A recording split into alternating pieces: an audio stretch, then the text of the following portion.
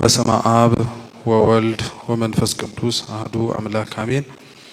አበው መነኮሳት፣ አባቶች ካህናት፣ ወንድሞች ዲያቆናት፣ ሊቃውንተ ቤተ ክርስቲያን፣ ምእመናት እንዲሁም ሕፃናት በወደደን ባከበረን በአምላካችን ፍጹም ሰላም እንደምን ዋላችሁ? እንደምን አመሻችሁ? እንደምን እስከዚህ ሰዓት ደረሳችሁ? አሜን። ቸርነቱን ምሕረቱን ይቅርታውን በእድሜያችን ላይ ጨምሮ በፊቱ ያሳየነውን የእምነት ማነስ የምግባር ጉድለት ሳይመለከት ይቅር እያለን በደጁ እንድንሰበሰብ የፈቀደልን አምላካችን ስሙ የተመሰገነ ይሁን። አምላካችን ቅዱስ እግዚአብሔር ቢወድ ቢፈቅድ ከዚህ ሰዓት በኋላ ባለን ደቂቃ ሕያውና ዘላለማዊ የሆነውን የአምላካችንን ቅዱስ ቃል እንማራለን። አምላካችን ቅዱስ እግዚአብሔር በጉባኤያችን መሃል ተገኝቶ እንዲያስተምረን፣ እንዲመክረን፣ እንዲገስጸን ቅዱስ የሆነውን ቃሉን የምስጢር ደጁን እንዲከፍትልን የእርሱ ቅዱስ ፈቃድ ይሁንልን። ለዛሬ የምንማርበት የትምህርታችን የመጽሐፍ ቅዱስ ክፍለ ምንባብ የሚሆነው የሐዋርያው የቅዱስ ማቴዎስ ወንጌል ምዕራፍ 13 ከቁጥር 1 እስከ 9 ባለ ሁላችን በምናውቀው ታሪክ ይሆናል። አስቀድሜ የመጽሐፍ ቅዱሱን ቃል ሁላችሁ በጥሞና ተሰሙ ዘንድ በንባብ አሰማችሁና ከዛ ወደ ትምህርታችን እንሄዳለን። በዚያን ቀን ኢየሱስ ከቤት ወጥቶ በባህር አጠገብ ተቀመጠ። እርሱም በታንኳ ገብቶ እስኪቀመጥ ድረስ ብዙ ሰዎች ወደ እርሱ ተሰበሰቡ። ሕዝቡም ሁሉ በወደቡ ቆመው ነበር።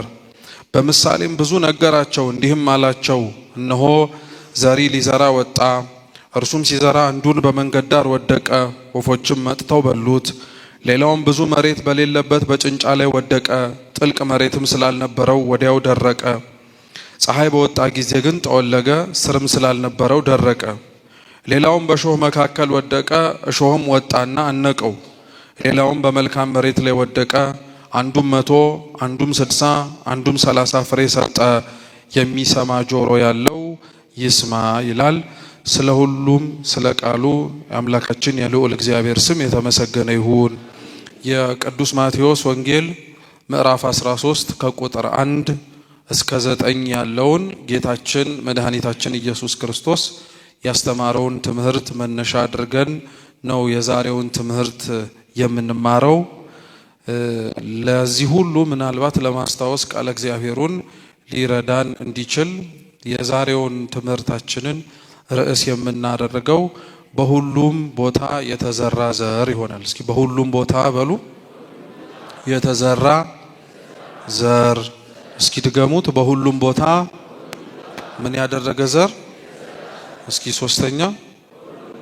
እሺ፣ የተዘራ። በዚህ መነሻ ቃል እንማራለን። አምላካችን እንዲያስተምረን ከምንም በላይ ደግሞ የምንሰማበትን ልቦናችንን እንዲከፍትልን የእርሱ ቅዱስ ፈቃዱ ይሁንልን።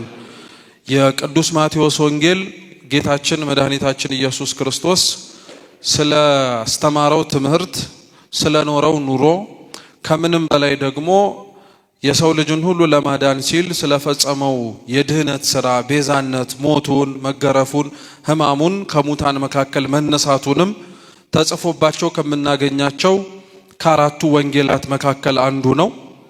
ወንጌል ቀጥተኛ ትርጉሙ የምስራች ወይንም ደግሞ አዲስ የሆነ ዜና ማለት ነው ይላሉ አባቶቻችን።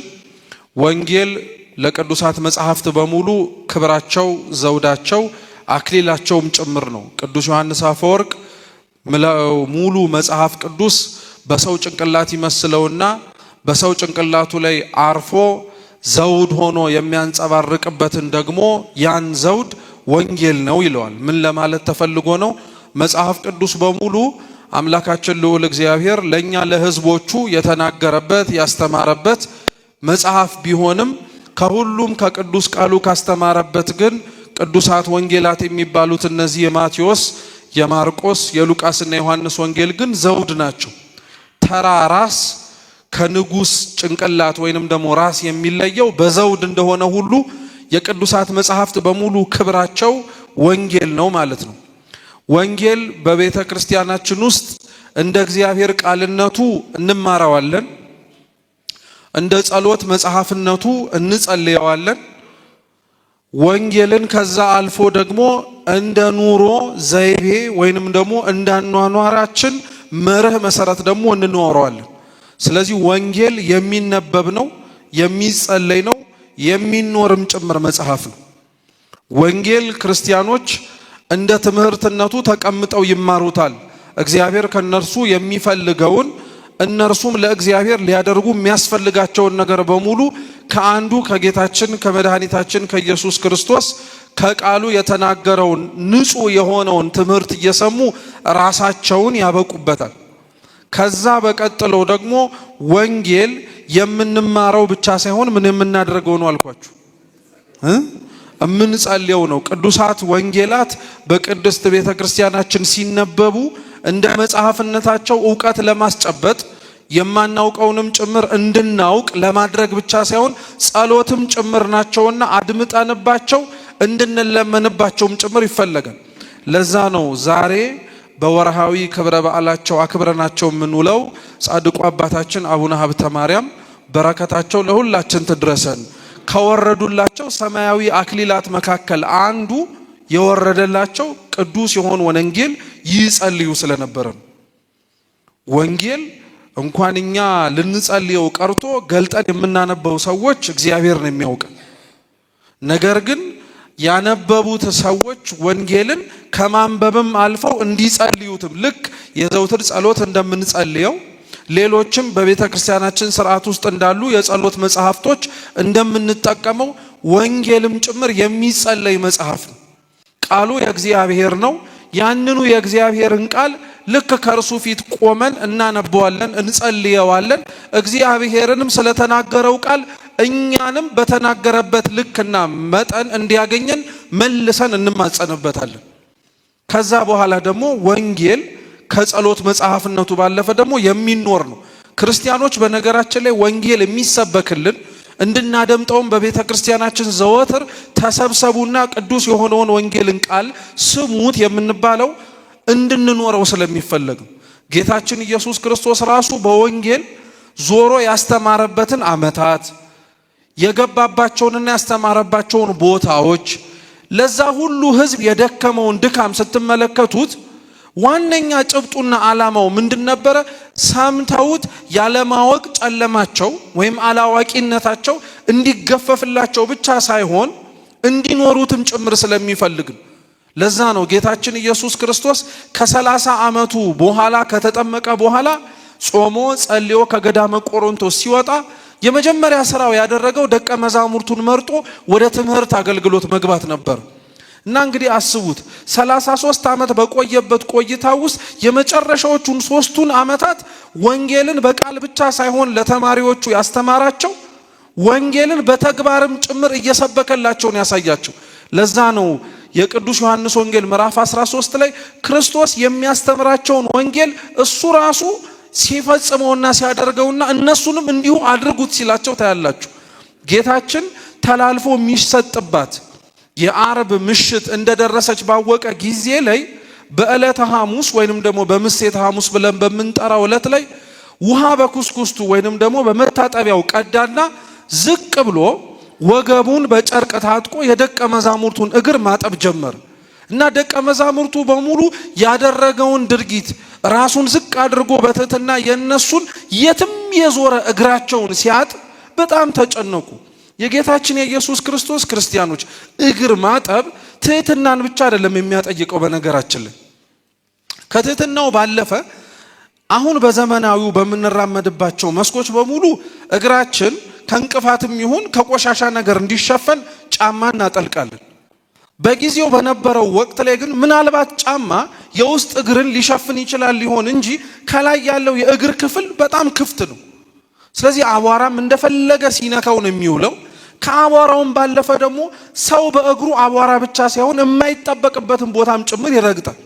እየሰማችሁ ነው? የማይጠበቅበት ቦታ መገኘት የማይጠበቅበትን ቦታ ሊረግጥ ይችላል። መዋል የሌለበትን ቦታ ሊውል ይችላል። ክርስቶስ የደቀ መዛሙርቱን እግር ዝቅ ብሎ ባጠበበት ጊዜ ላይ ከትህትናው ባለፈ የትም የዞረውን እግራቸውን በተለይ ከዛች ምሽት ቀጥሎ አሳልፎ ለመስጠት የተማማለውንና ቃል የገባለትን ይሁዳንም ጭምር እግሩን ዝቅ ብሎ እኮ ሲያጥበው ምን ግብር ፈጽሞበት እንደመጣ እኮ እያወቀው። ክርስቶስ በጣም ነው የሚገርመው። ለዛ ነው አበው ሊቃውንትም ሲናገሩ በትርጓሜያቸው እንዲያውም ልቡናው እንዲከፈትለት ክፋት እንዳደረገ ወደ ንስሐ ተመልሶ ጸጸት እንዲሰማው ራሱ ከሁሉም ከ12ቱ መጀመሪያ እግሩን ያጠበው የይሁዳን ነው ይላሉ። እንዲሰማው ማለት ነው። ኋላ መጨረሻ ላይ ቢያጥበው ከክብር አሳነስከኝ እንዳይለው፣ መካከል ላይ ቢያጥበው እነሱን አስቀደምካቸው እንዳይል መጀመሪያ አጠበው፣ ምንም ምክንያት እንዳይኖረው ልቡ እንዲከፈት። ግን አስቡት፣ ተመልከቱት፣ ጌታችን ኢየሱስ ክርስቶስ ይህንን እንኳን እያደረገ የይሁዳ ልብ ሊሰበርለት አልቻለም ነበር። እና ክርስቶስ በዛች የምሴተ ሐሙስ ዝቅ ብሎ እግር ማጠቡ የትህትናውን መንገድ ብቻ ሳይሆን የሚያሳየው ሁሉን ተቀባይነቱንም ጭምር ነው። እኛ ክርስቲያኖች እግራችንን ሰውነታችንን መዋል ከሌለበት ማደርም ከሌለበት እንጠብቀዋለን። ነገር ግን መዋል በሌለበት ማደርም ጭምር በሌለበት ብናሳድረው መልሰን እግዚአብሔር እግር ስር ጥለን ካላጠብነው በቀር ሊያነጻን የሚችለው ምንም አይነት ነገር የለም። የይሁዳን እግሮች ቆሻሻ አጥቦ ያነጻለት ልቡንም ቢከፍትለት ኖሮ ክርስቶስ ነበር። ዛሬ በጣም የሚያሳዝነው ሰውነታችንንና ጉልበታችንን ለእግዚአብሔር እየሰጠን ውስጣዊ ሊስተካከል የሚገባውን ማንነታችንን ግን አንሰጠው፣ አሳልፈን ከእግሩ ስር አንጠለው። ሽንፈት የሚመስልንም ጭምር ሰዎች ስላለን ማለት ነው። ስለዚህ ክርስቶስ ምን ልላችሁ ነው? እግሩን ዝቅ ብሎ ባጠበበት ጊዜ ላይ ምን ብሎ ተናገረ? እናንተ ሁላችሁ ጌታና መምህር ነህ ትሉኛላችሁ አለ። እውነት ነው አለ። ጌታችሁ ነኝ፣ መምህራችሁ ነኝ። ጌታና መምህራችሁ ሲሆን የእናንተን እግር ዝቅ ብዬ ማጠብ ካስተማርኳችሁና ካጠብኳችሁ እናንተም እርስ በርሳችሁ ተጣጠቡ አለ። አሁን ይሄ ወንጌሉን ሰብኮት ነው ወይስ ፈጽሞት ነው ያሳያቸው? ሰበካቸውም በዛው ደግሞ ልክ ምን አደረገላቸው? አያችሁት ክርስቲያኖች፣ ወንጌል ስለዚህ የምንሰማው መጽሐፍ ብቻ አይደለም ማለት ነው። የምናደምጠው ነገር ብቻ አይደለም፣ የሚኖርም ጭምር ነው። ባለመኖራችን እንደተሰበከልን ልክን ጭምር ጥረታችን በሰውነታችንና በሕይወታችን ባለመታየታችን ነው አሁን ክርስቲያኖች እንደተሰበከላቸው የማይኖሩት፣ እግዚአብሔርን ያውቁታልም ጭምር ተብለው እንደሚነገሩትም የማናውቅም መስለን የምንታየው። ለዛ ነው ዕውቀት አብዛኞቻችን ወንጌልን እንደ ዕውቀት አድርገን አሰብ ነው በቃ። ነገር ግን ወንጌል የሚኖር ነው። የምንሰማው ቃል እግዚአብሔር የሚኖር ነው። ስለዚህ ክርስቶስ የሰበከላቸውን ወንጌል እየኖረው ነው እነርሱም እንዲኖሩትም ጭምር የነገራቸው። ወንጌላት ለዛ ነው በጥቅሉ ራሳቸው ጌታችን መድኃኒታችን ኢየሱስ ክርስቶስ ያስተማረውን ትምህርት በሙሉ ማወቅ ባለብን ልክና ለትውልዱ መተላለፍ በሚችለው መልኩ ሰፍረው አስቀምጠውልን ለኛ ለዘመናቱ ለሚመጣውም ሰው በሙሉ እንዲጽናናበት ሰምቶ ሕይወቱን እንዲያስተካክልበት አስቀምጡ። ክርስቶስ ያስተማረውን ትምህርት ነው እኛ ዛሬ መማር የምንችለው። የማቴዎስ ወንጌል ምዕራፍ 13 የዘርዘሪው ምሳሌ ሁላችንም የምናውቀው ትምህርት ያለበት ነው። ክርስቶስ ይህን ትምህርት ከማስተማሩ በፊት ግን ምን እንዳደረገ በተወሰነ መልኩ እንመልከተው። ጌታችን ኢየሱስ ክርስቶስ ይላል የማቴዎስ ወንጌል ምዕራፍ 13 ሲጀምር እንዲህ ይላል፣ በዚያን ቀን ኢየሱስ ከቤት ወጥቶ በባህር አጠገብ ተቀመጠ አለ። እስኪ ከቤት ወጥቶ በሉ። ወዴት ተቀመጠ? ክርስቶስ የማያስተምርበት ቦታ የለም። የማያስተምርበት ቦታ የለም። ቤት ውስጥ ያስተምራል፣ አደባባይ ያስተምራል፣ ቤተ መቅደስ ያስተምራል፣ ባህር ላይ ያስተምራል፣ ባህር ላይ መርከብ ላይ ቆሞ ያስተምራል። ጌታችን ኢየሱስ ክርስቶስ የማያስተምርበት ቦታ የለም። የሚያስተምርባቸው ቦታዎች ግን ክርስቲያኖች እንደሚማሩት ሰዎች መጠንና እንደሚያደምጡት ሰዎች ሕሊና ግን የተለያየ ነው። ሁሉም ቦታ ያስተምራል። ሁሉም ቦታ በሚያስተምርበት ልክ ደግሞ ቦታዎቹ ላይ የሚገኙት ሰዎች መስማት ያለባቸው ነገር ግን የተለያየ ሊሆን ይችላል። ለዛ ነው ክርስቶስ አንዳንድ ትምህርቶችን በዝግ ቤት ያስተምራል። በዝግ ቤት ማለት ደቀ መዛሙርቱ ብቻ በተገኙበት፣ ሌሎች ትምህርቶችን ግን አደባባይ ላይ ሰው ሁሉ ሊሰማው በሚችለው መልኩ ያስተምራል። ምን ለማለት ተፈልጎ ነው? ቤተ ክርስቲያን ሁሉም ሊሰማው የሚችል ለሁሉም መሆንም የሚችልም ትምህርት አላት፣ ለሁላችንም ማለት ነው። በዝግ ቤት ውስጥ የሚማሩት ትምህርት ማለት ሰው ምስጢር ካላደላደለ ከሚማረው ትምህርት ጋር ሕይወቱም ጭምር አብሮ ያንን መሸከም የማይችል ከሆነ ሊሰማቸው የማይችላቸው ነገሮች አሉ። ሐዋርያት እንኳን ደቀ መዛሙርት ሳይሆኑ የሚሰሙትን የሰዎቹን ትምህርት ክርስቶስ ጋር አብረው በሚውሉበትና በሚያድሩበት ምሽት ይጠይቁት ነበር። ምስጢሩ ምንድነው? ቅድም ያስተማርከው ተርጉምልን እያሉ ይጠይቁት ነበር።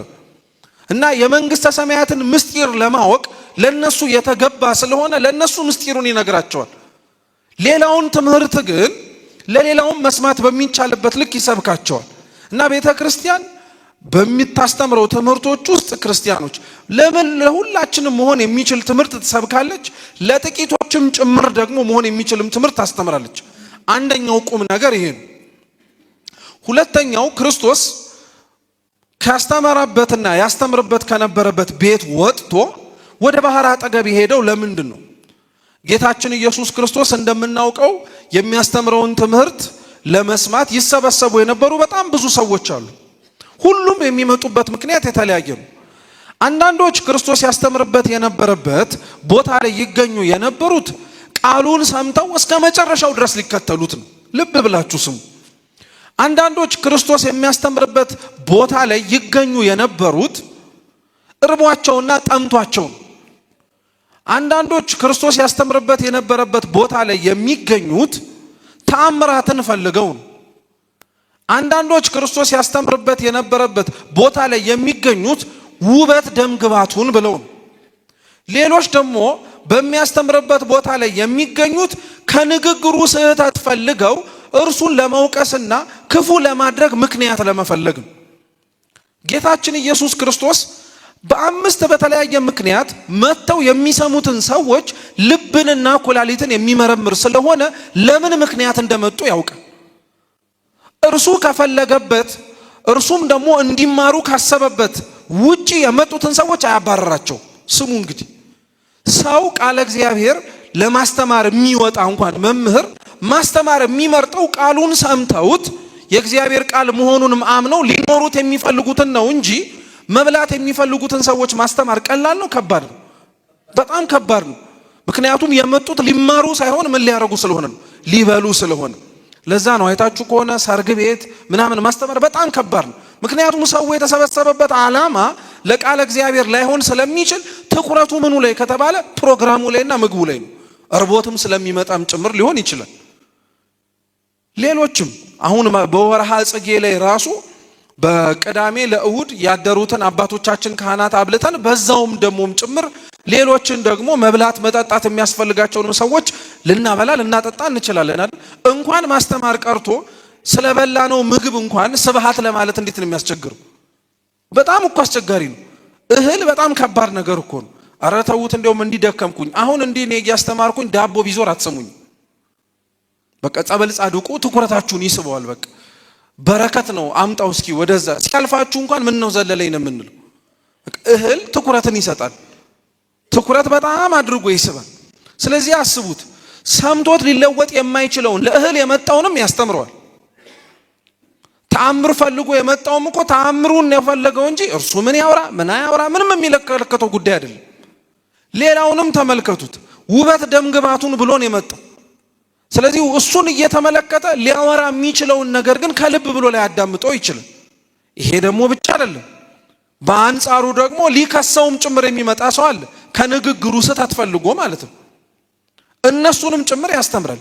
እንዴት ያለ መምህር ነው ክርስቶስ! እናንተ ሁሉንም የተቀበለ በምን አይነት አመጣጥ እንደመጡ እያወቀ እሱ ካልሆነ በቀር ሊያስተካክላቸው የሚችል ሌላ እንደሌለ አውቆ ከመጡበት አመጣጣቸው ጋር ሊያስተካክላቸው የሚፈልግ በምንም አይነት መንገድ ይምጡ እርሱ ወደ አሰበላቸው መስተካከል መንገድ እንዲችሉ የሚደክምባቸው ገበሬ።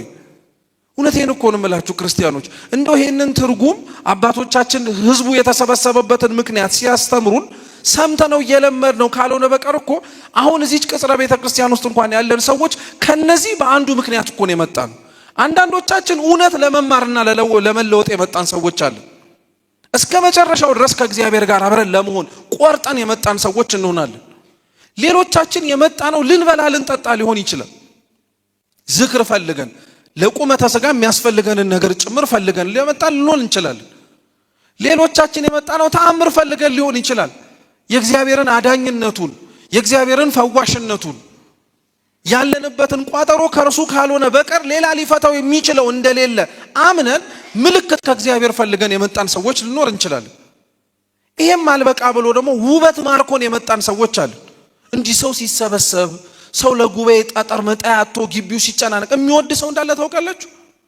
ባንዲራው ክብረ በዓሉ ሲደምቅ ደስ የሚለው ሰው እንዳለ ታውቃላችሁ? ለዛ ምክንያት ብሎ የሚመጣ ሰው አለ። ይሄም ደግሞ እኮ አይደለም ለክስም የሚመጣ ሰው አለ ከኛ መካከል። ቤተክርስቲያን ምን ልትል ትችላለች? መምህራኖቿ በምን አይነት መንገድ ላይገባ የሚችል ነገር ተናግረው ቤተክርስቲያንንም ሌላ ነገርም ችግር ሊፈጥር የሚችል ምን ላገኝ እችላለሁ ብሎ ለክስ ለወቀሳም የሚመጣል። ትላንትና ያንን ሁሉ ይሰበስብ የነበረው እግዚአብሔር ዛሬም ይሰበስባል። እግዚአብሔር ክርስቲያኖች ለነዚህ ሁሉ በተለያየ ምክንያት መጥተው ነገር ግን ቃሉን ለመስማትና እስከ መጨረሻው ሊከተሉት ከወሰኑት በቀር ሁሉም እንደሚበተኑ እያወቀ ወደሱ እንዲመጡ ግን ይፈቅድላቸው ነበር። ዛሬ በጣም የሚያሳዝነው እግዚአብሔር ደጁን ሳይዘጋባቸው እግዚአብሔር እንዳትመጡ ብሎ ሳይከለክላቸው እኛ በመጣንበትና ወደ እግዚአብሔር በቀረብንበት ምክንያት ካልሆነ በቀር እነርሱ በመጡበት መጥተው እግዚአብሔር አስተካክሎ እንዲያጸናቸው እኮ ሳንፈልግ በሩን እየዘጋን ሰዎች እያባረርን ያለነው እኛው ነን።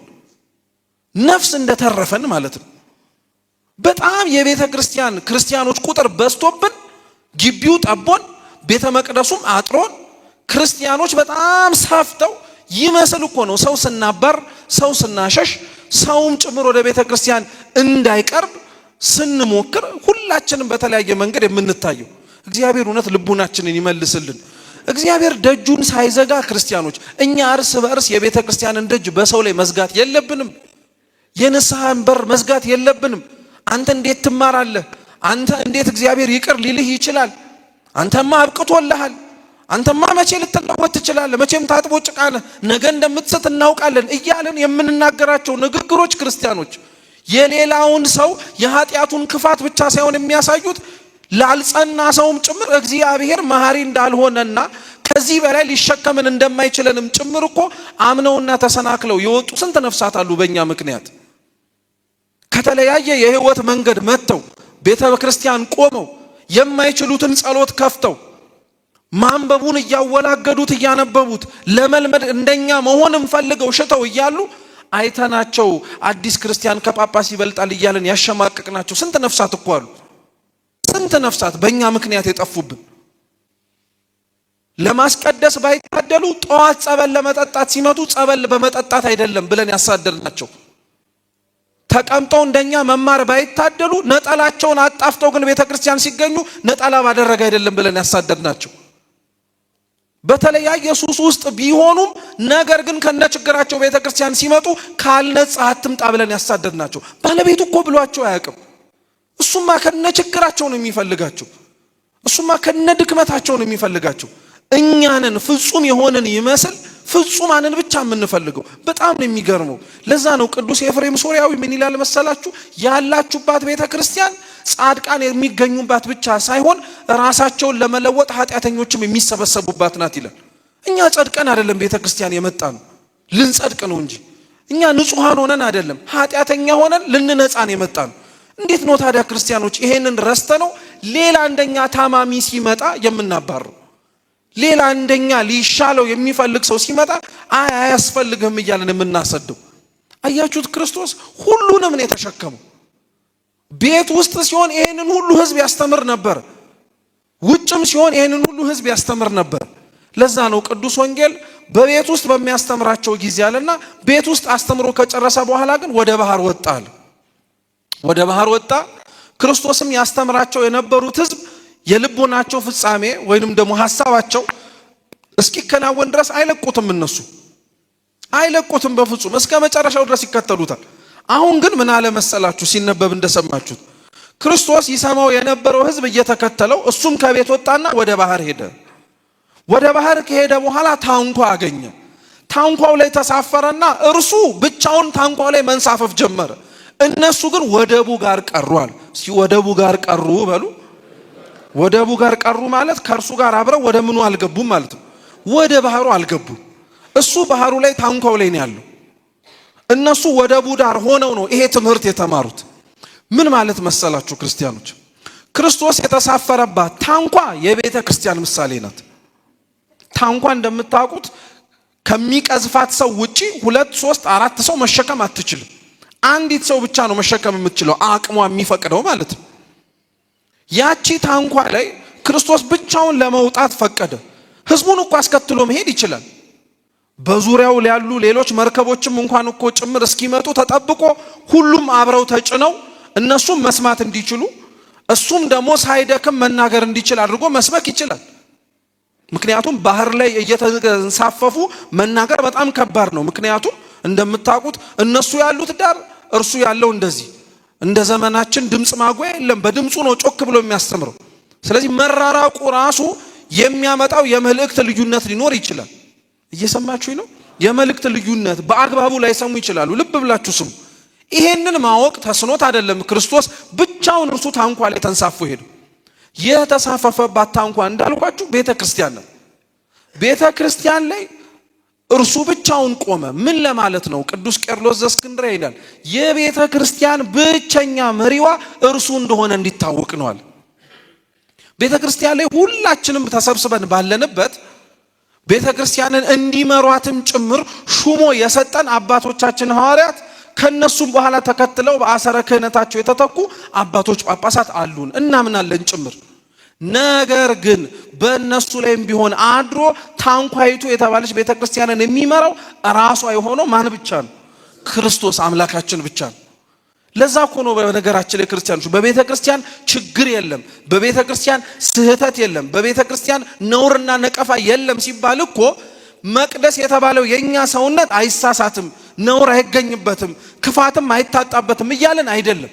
ንጹህ ሆና የክርስቶስ አካል የሆነችው ቅድስቲቷ ቤተክርስቲያን ግን በባህሪዋ ክብር ይግባት፣ ነውርና ነቀፋ ሊገኝባት አይችልም። መሪዋ ማን ስለሆነ ነው? ቤተክርስቲያን ትሳሳታለች ማለት በነገራችን ላይ ታንኳዋ ላይ ቆሞ የሚቀስፋት ክርስቶስ ክብር ይግባውና ይሳሳታል ብሎ እንደመናገር ነው። ሎቱ ስብሐት። ይህ ሊሆንም አይችልም በፍጹም። የተሳፈረባት እርሷ እንደሆነች እንድናውቅ ነው። ያለንበት ቤተ መቅደስ ገብተን ስርዓት አምልኮ የምንፈጽምበት ስርዓት አምልኳችንን የምንሳተፍበት እያንዳንዱ ቤተ ክርስቲያን በዓለም ውስጥ ያለው መሪው የበላዩ ራስ ሆኖ የሚመራው ክርስቶስ እንደሆነ እንድናውቀው አንድ። ሁለተኛው ክርስቶስ በታንኳ ላይ ተንሳፎ ለብቻው የሄደበት ምክንያት ደግሞ ምንድነው? ታንኳው ቤተ ክርስቲያን ብቻ ሳይሆን የኛም ሰውነትም ጭምር ስለሆነ ነው። እስኪ ታንኳው በሉ እንጂ የማን ሰውነት ነው? የኛ ሰውነት ነው። ልብ ብላችሁ ስሙ። ታንኳው አንድ ሰው መሸከም እንደሚችለው ሁሉ የኛም ሰውነት መሸከም የሚችለው እንዲሸከምም ተደርጎ የተዘጋጀው ለእግዚአብሔር ነው። አሁን ግን ክርስቲያኖች እስኪ ሰውነታችንን ከእግዚአብሔር ውጪ የተሸከመ ነገር ብንፈልገው አናገኝበትም? ብዙ ነገር እናገኝበታለን። ለእግዚአብሔር የተሰራውና የቆመው መቅደስ ውስጥ ከእግዚአብሔር ጋር አብሮ ሰይጣንም አለበት። ከእግዚአብሔር ጋር አብሮ ሊሄዱ የማይችሉ ነውራችን፣ ክፋታችን፣ ኃጢአታችን፣ በደላችን፣ መነቃቀፋችን ለእርሱ የማይስማማው ለቤተ ክርስቲያኑ የማይመጥነውን ነገር በሙሉ አለ። የሚያሳዝነው ነገር ምን መሰላችሁ ክርስቲያኖች? በጣም የሚያሳዝነው ነገር አሁን አንድ ሰው መጥቶ ቤተ ክርስቲያን ውስጥ ቤተ መቅደስ ውስጥ ነው የምላችሁ፣ ቤተ መቅደስ ውስጥ አያደርገው። ቤተ ክርስቲያን ቤተ መቅደስ ውስጥ መጥቶ ድራፍት ቢጠጣ ምንድን ነው የምትሉት? በስመ አብ አትበሉ። መጀመሪያ መልሱን መልሱልኝ። ቤተ መቅደሱ ውስጥ ገብቶ እኛ ነጠላ ጫማ አውልቀን የምንገባበት ውስጥ ገብቶ ድራፍት እየጠጣ ብታገኙት ምንድን ነው የምትሉት? አረ መልሱ ቶሎ በሉ። ውጣ፣ እዚህ አይጠጣም፣ ውጣ። እንዲያውም እናንተ ትውጣላችሁ። እያጋጨን ነው የምናስወጣው። ለምን እንወሻሻለን? አይደል እንዴ? አመላችን እኮ ይታወቃል። እንዲያውም እንኳንም ዘንቦብን እንዲሁ ጤዛ እኮ ነን እኛ። እንኳንም ተማቱ ተብለን ምክንያትን የምንፈልገው ለመማታት። ስለዚህ ስናገኘው በትትና ሙጣም አንለውም። ብልጭን የሚልብን ወይ እንናደዳለን፣ እየሳብን እየጎተትን እንወጣለን። እሺ ችግር የለም። ቅጥር ግቢ ውስጥስ ቢጠጣ እሱ ችግር የለም፣ ያን ያክል አይጎዳም አይደል? ለቤተ መቅደሱ ጥሩ ችግር የለም። እሺ ቤተ መቅደሱ ውስጥ ሲያጨስ ብታገኙት ነው የምታደርጉት? አሁንም አይዟችሁ ችግር የለም፣ ለመማማር ስለሆነ እኮ ክፋት የለውም። ብንችል በንግግር ካልሆነም በምንድን የምናወጣው? በጉልበት እናወጣው። ግቢ ውስጥስ ቢያጨስ ያው ነው፣ አሁንም አልለቀውም።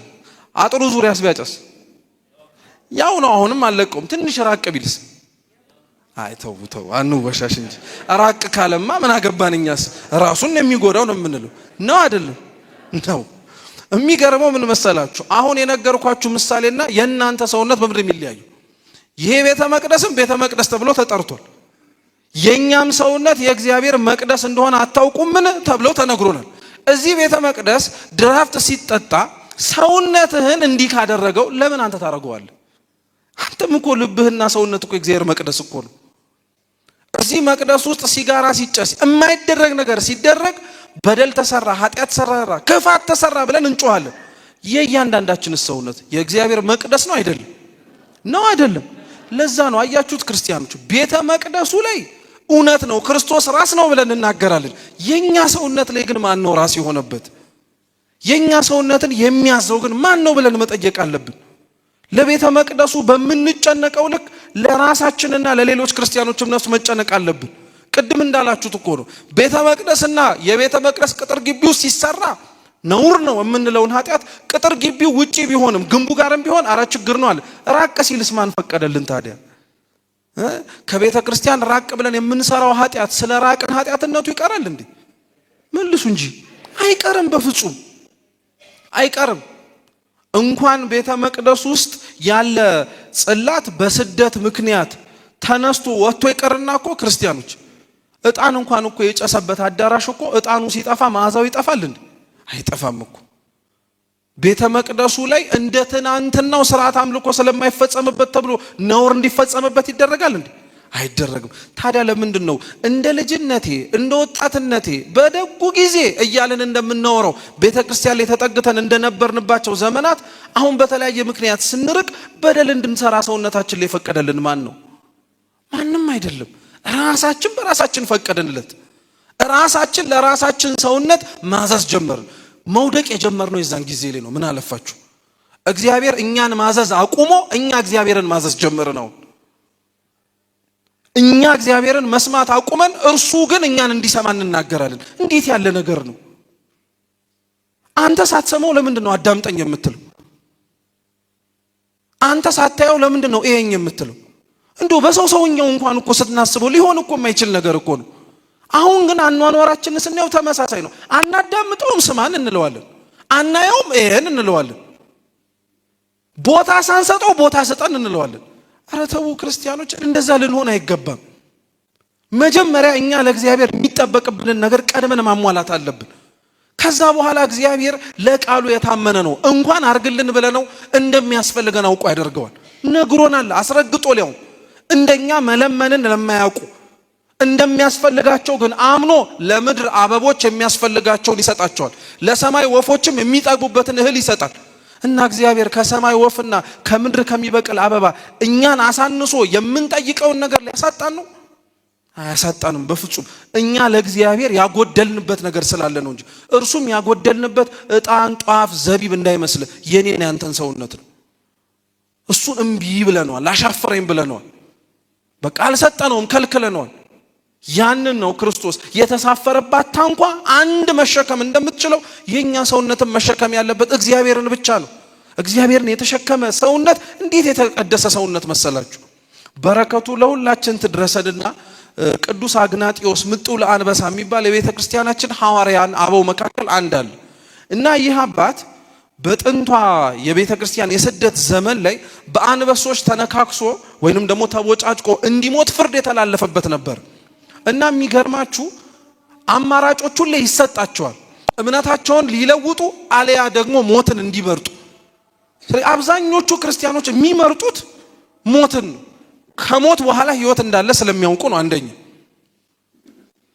ሁለተኛ ሞትን የሚመርጡት ክርስቲያኖች ሊሞቱ የሚችሉትና ስቃይና እንግልት ሊበዛባቸው የሚችለው ፈርደውም ጭምር ፍትህም አጉድለውም ጭምር ሊጎዷቸው የሚችሉት ስጋቸውን ነው እንጂ ምናቸውን አይደለም፣ ነፍሳቸውን አይደለም። ስለዚህ ስለ ነፍሱ የሚኖር ክርስቲያን ስለ ስጋው አይጨንቀው።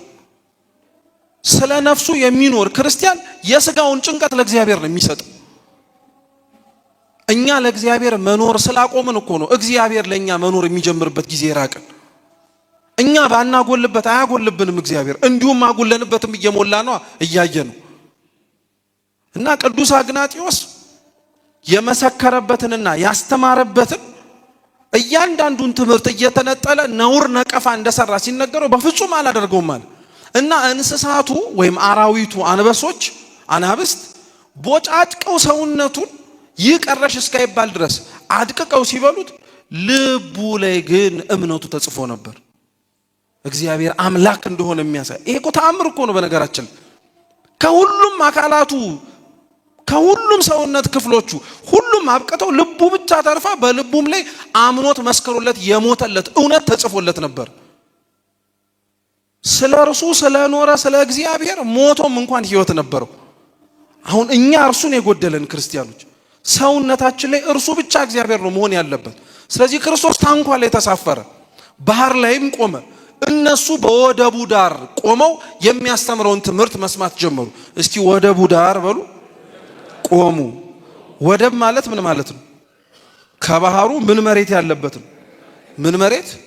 ደረቅ መሬት የብስ ያለበት ነው ወደብ የሚባለው። ታንኳውም በሉት መርከቡም በሉት ጀልባውም በሉት ተንሳፎ መጀመሪያ የሚያርፈው ምኑ ላይ ነው? ወደቡ ላይ ያርፍና ሰውየውም ወደ የብስ ይለወጣል። የብስ ላይ መራመድ ይጀምራል። እና ክርስቶስ እነዚህን ሰዎች ሲያስተምራቸው ወደቡ ዳር ነበሩ። ቅድም እንዳልኳችሁ ነው። አንድ ሰው ሩቅ ሆኖ ያለምንም ድምፁን ሊያሰማለት ሊያስችል በሚችል መሳሪያ ቢያስተምር መስማቱን ሊሰማ ይችላል።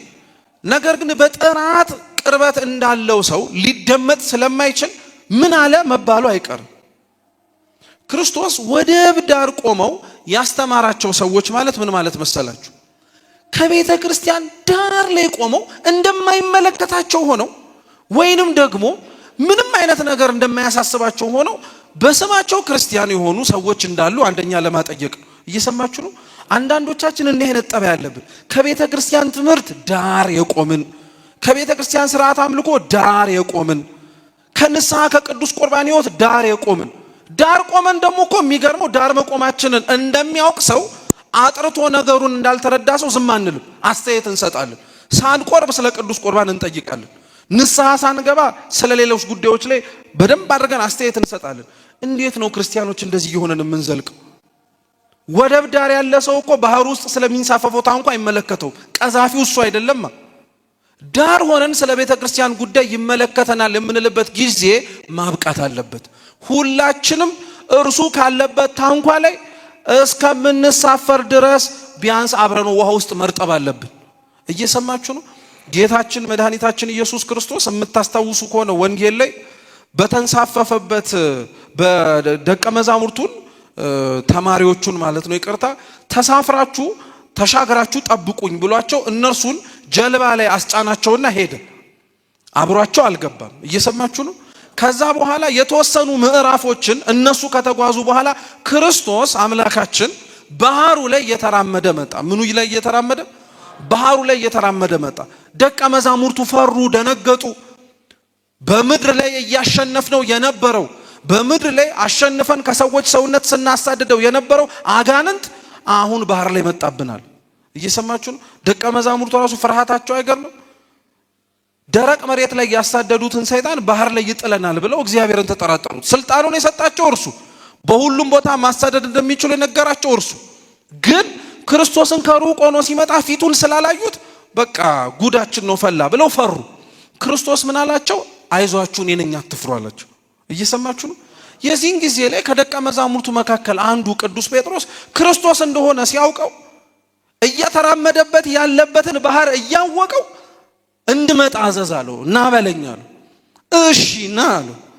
የዚህን ጊዜ ላይ ይንሳፈፍባት ከነበረው ጀልባ ወርዶ ስለወደደውና ጥራኝ ብሎ ስለተማጸነው ስለ ክርስቶስ ብሎ ሊራመዱበት የማይችሉበት ባህር ላይ ጴጥሮስ እየተራመደ መጣ። ጴጥሮስ ወደ ክርስቶስ ባህር ላይ እየተራመደ እንዲመጣ ያስገደደው ክርስቶስን የወደደበት ልክ ነው። እየሰማችሁ ነው? ቤተ ክርስቲያንን የምንወዳት ከሆነ ወደብ ዳር አትቁሙ፣ አንቁም። እርሱ ካለበት እርሱ ተሳፍሮባት ካለችበት ታንኳ ከቤተ ክርስቲያን አምነነው ባህሩን እየረገጠን መሄድ እንችላለን። የማይረገጠውን እያለፍን ሊታለፍ የማይቻለውን እያሻገረን መሄድ እንችላለን። የአብዛኞቻችን ድክመት ክርስቲያኖቼ ነው። ሁላችንም ባይሆንም አብዛኞቻችን ግን ወደብ ዳር ሆነናል። በቃ ከሩቅ እንሰማዋለን። ጭምጭምታውን እንሰማለን። ችግሩን ከሩቅ ሆነን እንሰማለን። የሚደርሰውን ግፍና ሰቆቃ ከሩቅ ሆነን እንሰማዋለን። እስከ መቼ እንላለን? እስከ መቼ ትላለህ እንዴ ትያለሽ እንላለን። ይሄ ሁሉ እስከ መቼ ድረስ እንደሚዘልቅ ታውቃለህ? አንተ እሱ እስካለበት እስክትጠጋ ድረስ፣ አንተ እኔ ሁላችንም ካለበት እስከምንጠጋ ድረስ እኮ ነው። ክርስቲያኖችን ለማንቃት ጠላቶቻቸውን ለማሳፈር እኮ እግዚአብሔር መከራ እንደሚያመጣ ታውቃላችሁ። ጠላቶቻችን እንዲያፍሩ ገለውን እንደማይጨርሱ እንዲያምኑት፣ እኛ ክርስቲያኖች ደግሞ ያንቀላፋን ሰዎች ካለን ደግሞ በእነሱ ለሃይማኖታቸው በሚሰጡት ምስክርነት ላይ ነቅተን መራመድ እንድንችል እግዚአብሔር መከራ ሊያመጣ ይችላል። ባህር እንደሆነ መራመድ እንደማንችል፣ ባህር እንደሆነባቸው እነሱም ከወደቡ ወደ እርሱ መምጣት እንደማይችሉ ያውቃል አያውቅ? ያውቃል ጠንቅቆ። ጴጥሮስን ና ሲለው የሚራመድበት መሬት እንዳልሆነ ውሃ ባህር እንደሆነ ያውቃል አያውቅ? እግዚአብሔር ካዘዘህ ተራመድ እንዳለ እርሱ ካወቅና መሆኑን ካረጋግጥ አንጠራጠሩ፣ እንራመደው። ባህር ያሰጥማል እናውቃለን። መከራ ሰውን ሊያጠፋ ይችላል፣ ምንም ጥርጥር እኮ የለው። ስጋችንን ነው እንጂ ምናችንን ግን ሊያጠፋ አይችልም፣ ነፍሳችንን ሊያጠፋ አይችልም። ይሄ ክርስቲያኖች የሚሰበከው ወንጌል የሚኖር ወንጌል ነው። ኖረውት ያሳዩን ወንጌል ነው በየዘመናቱ። እኛ ጋር ሲደርስ ግን እንዳልኳችሁ እየሰማነው ያለውን ለመኖር እየከበደን ያለው የማይኖር ስለሆነ አይደለም። እየሰማነው ያለነው መኖር የሚከብደን ወደ ዳር ስለቆምን ነው። በቃ እግዚአብሔርን ከሩቅ የምናውቀው ሰዎች አለን። በቃ እንደ አምላካችን እንኳን ያልቀረብ ነው። እንደ አባታችን ከእግሩ ስር ያልተንበረከክንለት፣ እንደ ንጉሳችን ያልተገዛንለት፣ እንደ ፈጣሪያችን ፍጥረትነታችንን አምነን አንተ ነህ ያበጃጀኸኝ ብለን ራሳችንን በእጆቹ ያልጣልን እኮ ሰዎች ነን እኛ። እንዴት ታዲያ አድርጎ ያስተዳድረን? እንዴት አድርጎ ይምራን? ነፃ ፈቃድ ሰጥቶናል። መሃላችን ገብቶ አይበጠብጠን። ነፃ ፈቃዳችንን ገፎን እንደ እንስሳ ባገድኩና በወሰድኩ ብቻ ትሄዳለህ አይለን እንዴ? እግዚአብሔር በሰጠን ነፃነት እሱን ራሱን እስረኛ እናድርገው እንዴ? እግዚአብሔር በፈቀደልንና ኑሩት ባለው ህይወት እንድንሞት ምክንያት እንሆን እንዴ? አይሆንም። ክርስቲያኖች ይሄን ጠንቅቀን ማወቅ አለብን። ነገ የምናከብረው ጌታችን ኢየሱስ ክርስቶስ ለዓለም ድህነት ሲል በመስቀል ተሰቅሎ ዋለ የምንለው እኮ ክርስቶስ አምላካችን እኮ የሞተው እኔና እናንተ እንድንኖር እኮ ነው። አሁን ግን ስታዩት ሞቱን ራሱ እየዘበትንበት እኮ ነው። ዋጋ ከፍሎ ለኛ መሞቱን የሚያሳውቅና የሚያመላክት ህይወት እየኖርንለት አይደለም። ያን ለመኖር እግዚአብሔር አምላካችን ይርዳን። እውነት ዋጋ መብላትን የመሰለ የተከፈለልንም ጭምር ዘንግተን እንዲሁ መኖርን የመሰለ ትልቅ ውድቀት የለም ለሁላችን። ስለዚህ ክርስቶስ ወደብ ዳር ያሉትንም ሰዎች ማስተማር ጀመር። ይሄም ርህራሄው ነው። ሩቅ መሆናቸውን እያወቀ ሊሰሙት እንደማይችሉ እየተረዳ አሁንም ይጮህላቸዋል፣ ይናገርላቸዋል። ወደብ ዳር ቆመን መግባት የፈራን ብዙ ሰዎች አለን። በተለያየ ምክንያት እኔ ቤተ ክርስቲያን ስጠጋ ድሮም አያምርብኝም የምንል ሰዎች አለን። አንዳንዶቻችን ደግሞ የቤተ ክርስቲያንን ነባራዊ ችግር ስንሰማ አሁን ከተጠጋህ እናት የመከራ ዘመን ነው፣ አንተ ላይ ነው መከራ የሚከፈትብህ ብሎ የሚሸሽም ሰዎች አለን። እኛ ብዙ ቀጠሮ የምናበዛም ሰዎች አለን ለመምጣትም ጭምር። እኔ ይገርማል እኮ ነገን እንዴት እርግጠኛ ብንሆንበት ነው ወንድሞች? ነገን በጣም እንዴት አድርገን እንደሚነጋ ብንተማመንበት ነው። ደግሞ እኮ እንዲህም ስንባል አንዴ እንዴት አንተማመን? መቼም እግዚአብሔር አለ ማለታችን እኮ አይቀርም። ነገን እንደሚነጋ በምትተማመንበት ልክ ጨልሞ ልትሞት እንደምትችል ስለምን ተዘነጋል? ሰው ለጽድቅ ነገ ብሎ ቀጠሮ መያዝ የለበት። ሰው ሊያደርገው ለሚችለው መልካም ስራ ነገ ብሎ መቅጠር የለበት። ብዙ ነገሮች ከእግዚአብሔር ውጪ ልንሰጣቸው የምንችላቸው ነገሮች አሉ። እግዚአብሔርን ግን ነገ ብለን ቀጠሮ አንሰጠውም። ጊዜው በሙሉ የሱ ስለሆነ ለእርሱ ሁሌም ክፍት ነን። ክርስቲያኖች ልብ ብላችሁ ስሙ። እኛ በዚህ ምድር ስንኖር በሙሉ ጊዜያችን ክርስቲያን። እስኪ እኛ በሉ እንጂ በዚህ ጊዜ በዚህ ዓለም ስንኖር የሙሉ ጊዜ ክርስቲያኖች ነን። አጠንቅቀን እንወቀው። አብዛኞቻችን አኗኗራችን ሲታይ የትርፍ ጊዜ ክርስቲያኖችን። ልክ አሁን ሰው በትርፍ ጊዜው ከሚጠበቅበት ኃላፊነቶች በተረፈው ወቅት ሌሎች ነገሮችን እንደሚያደርግ የአንዳንዶቻችን አኗኗር የትርፍ ጊዜ ክርስትና ነው። እና ቅዱስ ኤፍሬም ሶርያዊ ለዛ ነው ሲያስተምር ምን ይላል መሰላችሁ? አንተ በሙሉ ጊዜ ያላመለከውን እግዚአብሔር ሲጨንቅህ ለምን ትጠራዋለህ ይላል።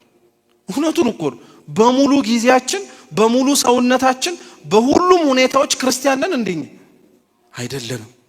ስለዚህ ክርስቶስ ወደቡ ዳር ቆመው ይሰሙት ለነበሩት ሰዎች እንዲህ ብሎ አስተማራቸው። ዘሩን ሊዘራ ወጣል። የትኛውም ገበሬ ዘሩን ሊዘራ ሲወጣ የለሰለሰ መሬት ካገኘ ነው እንጂ ሳያርስ ሳይኮተኩት መሬቱን ለዘር ሳያስተካክል የሚወጣ የለም። ክርስቶስ ግን ዘርን ሊዘራ ነው የሚወጣው እንጂ ሊያርስ አይወጣም። ክርስቶስ ዘርን ሊዘራ ነው እንጂ የሚወጣው ሊያርም ሊኮተኩት አይመጣም። ምን ማለት መሰላችሁ? የምንሰማውን ቃለ እግዚአብሔር ማስተማር የእግዚአብሔር ድርሻ ነው፣ የአምላካችን ድርሻ ነው። ዘሩ የተባለ ቃሉ የሚያርፍበት ልባችንን ግን ለቃሉ የማይመቸውን ነገር በሙሉ መንቀል፣ ማስተካከል፣ ማረም፣ ምቹ እንዲሆን ማድረግ የኛ ድርሻ ነው። ይህን ጠንቅቀን እንወቀው ክርስቲያኖች። ጌታችን ልዑል እግዚአብሔር ያጎደለብን ምንም ነገር የለም። ስላላረሰ ስላልኮተኮተ መሬቱን ምቹ እንዲሆን ስላላደረገ ያጎደለው ነገር ያለ እንዳይመስላችሁ። በፍጹም አላጎደለም። ለዛ ነው በዕለተ ሰንበት በዚህ ባሳለፍነው ጾመ ጽጌ ማለት ነው የተነበበው ወንጌል የማቴዎስ ወንጌል ምዕራፍ 21 ነው። እና ጌታችን ኢየሱስ ክርስቶስ እንደ ወይን ባለቤትነቱ ይላል። እየሰማችሁ ነው? እንደ ወይን ባለቤትነቱ ይመራውና ይገዛው ለነበረው የወይን ስፍራ ቅጥር ቀጠረለት ይላል። መጭመቂያም ማሰለት አዘጋጀለት፣ ግንብም ገነባለት ይላል። ከዛ ገበሬዎቹን ምንድን ያላቸው? ወቅቱ ሲደርስ ፍሬን ለቅማችሁ ስጡኝ አላቸው። በጣም እኮ ነው የሚገርመው። ዘርቶላቸዋል። ስሙ በደንብ ዘራላቸው። ዘሩን ይዘራ ወጣ። የምታውቁት ታሪክ ነው። አንዱ ዘር የመጀመሪያውን ማለት ነው በደረቅ መሬት ላይ ዘራው፣ አዕዋፈ ሰማይ መጥተው ወሰዱት ተባለ። እየሰማችሁ ነው? ሁለተኛውን በጭንጫ መሬት ላይ ዘራው፣ ፀሐይ ሲወጣ ሰው ቆጥሮ ሊይዘው ስለማይችል ደረቀ፣ ፍሬ አጣበት። ሶስተኛውን እሾሃማ መሬት ላይ ዘራው። ከዛ በኋላ ዘሩ ቢያድግ እሾሁ ምን አለ? አንቆ አስቀረ። አራተኛው መልካም መሬት ነው። ጥያቄ፣ ገበሬ ዘሩን የሚያገኘው ከየት? ከመልካም መሬት። ተውተው ከመጽሐፍ ቅዱስ ሐሳብ አንድ አፍውጡና ገበሬ ናችሁ ሁላችሁ። ዘራችሁ የምታገኙት ከየት? ከመሬት። ስለዚህ ብዬ መሬት ቆፍሬ ዘር ይወጣል ከጎተራ ቃሉ ተሰማ። የዘራው በቅሎ ካፈራለት በኋላ ምን ያደርጋል? አጭዶ ሰብስቦ እህሉን ውስጥ ይከተዋል። ከጎተራ ውስጥ መርጦ ደግሞ ለነገ የሚዘራውን ዘር ምን ያደርጋል? ያንን የለየውን ዘር ምርጥ ዘር ነው አይደል? ቅሌን የሚያስቀምጡ ነው አይደል? እርጥበት እንዳያገኘው ዘሩ እንዳይበላሽበት ከፍ አድርጎ አንጠልጥሎ ቤት የሚያስቀምጠው። ያ ገበሬ እህል ቢያጣ፣ ያ ገበሬ ቢቸግረው ቢሞት ያችን ምርጥ ዘር አይነካት። ያችን ምርጥ ዘር አውጥቶ ራበኝ ብሎ ዛሬ ቢበላት ነገ እህል የለም። እየሰማችሁ ነው? ያችን ምርጥ ዘር ለይቶ አስቀምጦ ወቅት ጠብቆ ዝራው ቢባልም ወይንም ደግሞ አሁን የመዝሪያ ሰዓት ደርሷል ሂድና መሬት ላይ ዝራው ቢባል አስፋልት ላይ ዘራዋል? መልሱ እንጂ። ጥሩ ጭንጫ መሬት ላይ ዘራዋል? ጥሩ እሾህ መሬት ላይ ዘራዋል? ምን መሬት ላይ የሚዘራው? ምርጡ ዘር እግዚአብሔር ነው። መሬቶቹ የኛ ልብ ነው። እናንተና እኔ እንዳልነው ምርጥ ዘር የሚዘራው ምን ላይ ነው ያላችሁት? መልካም መሬት ፍሬ የምታገኙበት ላይ ነው አይደል? ነው አይደለም? ወገኖቼ እግዚአብሔር እኛ ላይ ዘሩን የሚዘራው ምን አይቶብን ነው? መሬት የሆነን ፍሬ እንደምናገኝ ስለምንመስል ነው? ሁላችን ፍሬ የምናስገኝ መሬቶች ስለሆነን ነው አልነው እኮ። ገበሬ የሚዘራው ፍሬ የሚያገኝበት መሬት ላይ ነው ካልን እግዚአብሔር እኛ ላይ ቃሉን የሚዘራው ሁላችንም መልካም መሬት ሆነንለት ነው። ከኛ መካከል እኮ እንደ አስፋልት ልቡ የደነደነለት ሰው አለ። እንኳን ቃል ቀርቶ መከራም ጭምር ሊመልሰው ያልቻለ ልክ እንደ ፈርዖን የጸና ልብ ያለን ሰዎች አለ። ምንም አይነት ተአምር ሊበግረን የማይችል እንደዚህ አይነቱን በቃ ጭክን ያለ ልብ ያለው ሰው እግዚአብሔር ለእንደዚህ አይነቶቹ እንዲዘራው ለምንድን ነው? ለምን እነሱን ይደክምባቸዋል? ለምን ዘሩን ያባክነዋል? አላችሁ እኮ ገበሬ ምርጥ ዘሩን አስፋልት ላይ ዘራውም አላችሁ። ለምንድን ነው እግዚአብሔር ታዲያ እንደማንሰማው እያወቀ የደነደነ ልባችን ላይ ዘሩን የሚዘራው? እሺ ተውት እሱንም። ለምንድን ነው እግዚአብሔር መከራ ፀሐይ በመጣ ጊዜ እንደምንደርቅ እያወቀ ለምንድነው ምርጥ ዘሩን የሚያባክነው? ለምንድን? እውነቴን እኮ ነው የምላችሁ። መከራው ሲመጣ እንደምንደርቅ፣ ጭንቁ ሲመጣ እንደምንሸማቀቅ፣ ፈተናው ሲመጣ ወደ ኋላ ብለን አላውቅህም እንደምንለው እያወቀ ለምንድነው የሚደክም? ምን ማለት መሰላችሁ? መከራ ሲመጣ መድረቅ ማለት ክርስቶስ ነገ ይሰቀላል ብለን የምናከብረውን የመድኃኔዓለም ዓመታዊ ክብረ በዓል ላይ ጥለውት እንደሚሄዱት እያወቀ ለምንድነው እስከ መጨረሻው የወሰዳቸው? እስከ ጌቴሴማኒ ድረስ እኮ አሳልፎ ከሚሸጠው ከይሁዳ ውጪ ሁሉም አብረውት ነበሩ። በተለየ ደግሞ ሶስቱ አብረውት እየሰገዱ አብረውት እየጸለዩ እንቅልፍ እያስቸገራቸውም ቢሆን ነበሩ። ለምንድነው ታዲያ ይሁዳ ሰይፍና ገመድ የያዙትን ወታደሮች ሲያመጡ ለምን ተበተኑ? እንደዚህ እንደሚበተኑ እያወቀ ለምን ደከመባቸው? መበተናቸውን ሲያይ ድሮም እኮ ብሎ ለምን አልተዋቸው? እሺ እሱንም ተውት። እሾሃማውስ መሬት ለምን ይዘራበታል? ልባችን እሾህ እንደሆነ እያወቀ ዘር እየተዘራበትም ብሎ አብሮ ግን እሾህ አለው ልባችን የሚዋጋ ሊሆን ማለት ነው። ተውት። ያንዳንዶቻችን ልብ እኮ ጭካኔው በስመ አብ ወወልድ ወመንፈስ ቅዱስ በጣም ጨካኝ ልብ ያለው ሰው አለ። ከሚዘራበት ቃለ እግዚአብሔር ጋር ፍሬ ሊለቀምበት ሲመጣ በፍጹም የማይሆን ልብ ያለን ሰዎች አለን። በቃ የሚዋጋ በጣም እኮ የሚደንቀው ምን መሰላችሁ ክርስቲያኖች? መቼም ያ እሾህ ዝም ብሎ ከመሬት ሊወጣ እኮ አይችልም። ጌታችን በወንጌል ተናግሯል። እርሱ ራሱ እንደ ገበሬነቱ ቀን ዘርቶ ማታ የእርሱን መዝራትና ማቆምን ተመልክቶ ጠላት እየመጣ እንደሚዘራ ተናግሮናል፣ አስተምሮናል። እንክርዳዱና ስንዴው አብሮ እንደሚበቅል ሰራተኞችን ፍሬን ልቀሙልኝ ሲል አብረው ተሳስረው ነው የበቀሉት። ስንዴውን ለይተው እንዳያጭዱ አብሮ እንክርዳዱ አለ። እንክርዳዱን እንዳይለዩት ስንዴውም አብሮ ይነቀላል። ምን አላቸው? መከር እስኪደርስ ድረስ ይቆያላቸው። ያ እንክርዳዱ የተገኘው እኮ ምንድነው ብትባሉ ማታ ጠላት ምን ስለሚያደርግበት ነበር መሬቱ።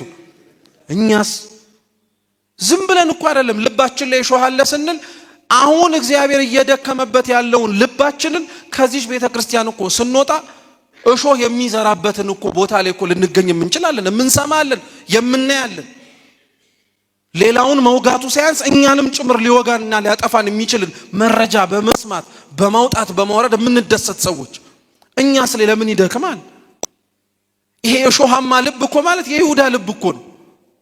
እንደሚወጋው እያወቀ እንደሚከፋበት እየተረዳ ነገር ግን ይዘራበትን እንደሚሸጠው እያወቀ ገንዘብ ያዝ ይለዋል።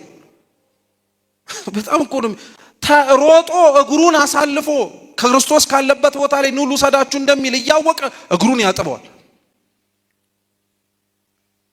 ራሱን አንቆ ገሎ ተስፋ እንደሌለው እያወቀ 40 የንስሐ ዘመን ሰጥቶት እስኪ ንስሐ ከገባ ብሎ አስቆዩ። ለምን ይዘራበታል? እንዲህ መሆኑን እያወቀ እግዚአብሔር በእያንዳንዳችን ልብ ላይ በእያንዳንዳችን ሰውነት ላይ ዘር የተባለ ቃሉን የሚዘራው እያንዳንዳችን የሚመች ሁኔታና ያንን የሰማነውን ቃል እግዚአብሔር ሊያስኖር የሚችል አይነት ማንነት ኖሮን አይደለም። ከእግዚአብሔር የሚጠበቅበትን ግን እሱ ማድረግ ስላለበት ነው። ምንም እንዳጎደለብን እንዳናውቀው አንድ አለጎደለብን። ልባችን ጠማማ እንደሆነ እያወቀ ይናገራል። እንደማይመች እያወቀ ያስተምራል። ክፉ እንደሆነ እያወቀ ይመክራል። እኛ እኮ ሰዎች በሰውኛው ምርት ልታገኙበትና ውጤትና ትርፍ ልታገኙበት የማትችሉበት ነገር ላይ እኮ በፍጹም ሰው አይደክም። አሁንማ ቤተክርስቲያን ላይ ራሱ እኮ የበረከት ስራ ብለን ትንሽ ከተሰማራን በኋላ እኮ 2-3 የበረከት ስራ ሲባል እኮ ሰው ይሰለቻል። አይ እንግዲህ ትርፍ የሌለው ነገር ምን አደከመኝ ምናምን ብሎ የሚወጣም ሰው አለ። በቃ ትርፍ ከሌለው እኛ ምንም ነገር ማድረግ አንፈልግም። ላወጣ ነው የምናስገባው ምንም ነገር ሊታይ የሚችል ነገር ከሌለ ምንም መድከም አንፈልግም። በጣም ነው የሚደንቅ። ከእግዚአብሔር የሚጠበቅበትን እርሱ በዘመናት አጉድሎ አያውቅም። እኛ የሚጠበቅብንን ግን አጉድለንበታል። እንዳልኳችሁ እግዚአብሔር ደረቅ እንደሆነ ልባችን እያወቀ ቃሉን የሚዘራብን ቢያንስ እንኳን አለመታከቱን እንድናውቀው እኮ ነው። እንዲህ አምላኬ ሆይ እንደማልለወጥ እያወቅ ለዘመናት እኔ በራሴ ላይ እንኳን ተስፋ ቆርጬ አንተ ያልቆረጥክብኝ እንዴት ነው እንድንል እኮ ነው። ጭንጫ መሬት መከራ ያለበት ቦታ ላይ እንኳን ሆነን እግዚአብሔር አምላክ በመከራው እንደምንሸነፍ እያወቀ ቃሉን እንድንሰማ የሚያደርገን እንዴ አምላኬ ሆይ መከራ ከአንድም ሁለቴ አድርቆኝ ትላንትና የጠበክብኝንና የዘራህብኝን እንደማታገኝብኝ እያወቅ እንዴት ብትወደኝ ነው የዘራህብኝ እንድንል እኮ ነው። አንድ ሁለቴ ሶስቴ እኮ ያስቀየመንን ሰውኛ ተስፋ እንቆርጥበታለን፣ እንጥለዋለን። እግዚአብሔር መከራ እየመጣብን ተሳቀን ወደ ኋላ በሸሸነው ልክ እኮ አትረቡም አላለንም። እርሱ በፍጹም ብሎንም ማያቅ። እሾሁም ተመሳሳይ ነው። ልባችን እሾሃማ እንደሆነ እያወቀ አሁንም ዘሩን የሚዘራው ለምንድን ነው? ጠላት እውነት ነው ሌሊት ሊዘራ ይችላል። በማይታይበት ሁኔታ ረቂቅ በሆነ መንገድ ራሳችንን እንድንጎዳ ሊያደርገን ይችላል። ይሄን ደግሞ ክርስቲያኖች አደራችሁን እንጠንቀቅበት። አሁን ያለንበት የመከራ ዘመን ከፊት ለፊት ከሚታየው ሰይፍ ይልቅ ጠላት በማንጠብቀውና በማናውቀው ሁኔታ ማታ ዘርም የሚዘራብን። ካህናቶችን እንድንጠላ፣ ቤተክርስቲያን ያሏትን ሊቃነ ጳጳሳቱን ዝቅ እንድናደርግ። ይሄ እኮ ታውቃላችሁ በማታ የሚዘራ ዘር እኮ ነው። መዘራቱን አታውቀው። ነገር ግን በኋላ በቅሎ ሲወጋህና ደግ ዘመን መጥቶ ይሄም ክፉ ዘመን አልፎ ሌላ ልንወጣው ማንችለው ጠባሳ ውስጥ የሚከተን እኮ ነው። አብዛኞቻችን ግን አልነቃን። አብዛኞቻችን ግን ይሄንን ስልት የጠላትን መንገድ አላወቅንበት። በቃ ሁሉም ጠላት አግጦ የሚመጣ ይመስላል። ሁሉም ጠላት ሰይፍና ሰገር እየነቀነቀ መጥቶ ሉጋህ የሚል ይመስላል። አያረገውም። ሌላው ደግሞ በጀርባ ነው የሚመጣው። በአመለካከታችን፣ በአኗኗራችን፣ በንግግራችን፣ በህይወታችን እንኳን ክርስቲያን እንዳንሸት ለማድረግ ብዙ ይዘራብናል።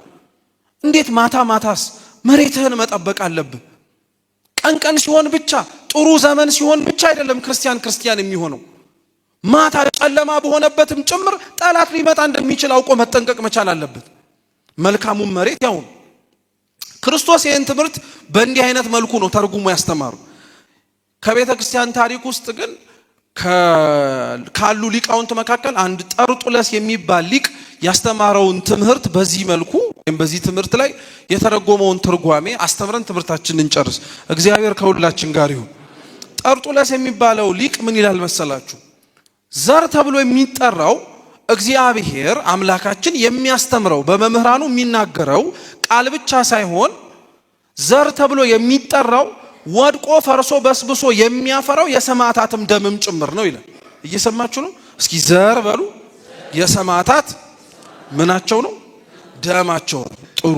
ዘሩን የዘራው ገበሬው 4 መሬት ላይ ነው። ልብ ብላችሁ ስሙ።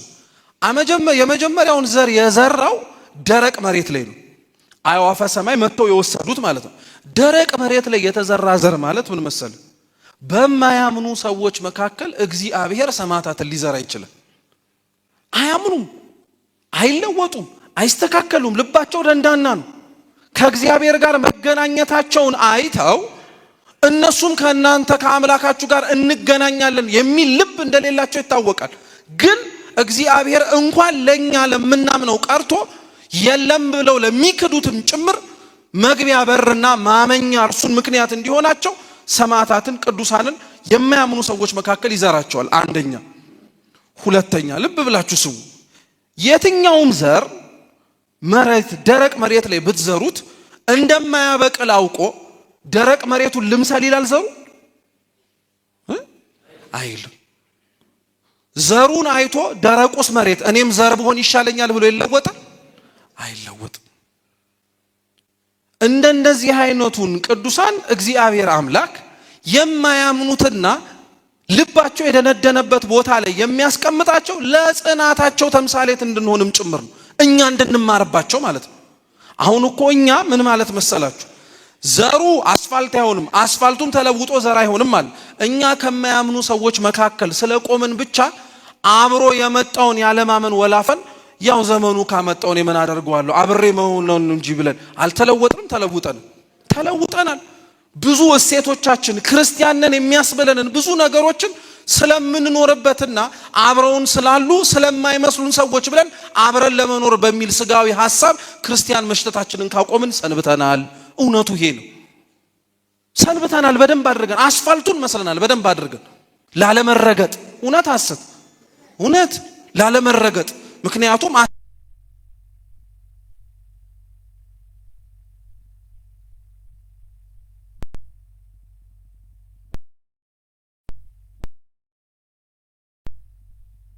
ሲሳይ እንዳንሆን ብለን እኛው ራሳችን የተለወጥን ሰዎች አሉ።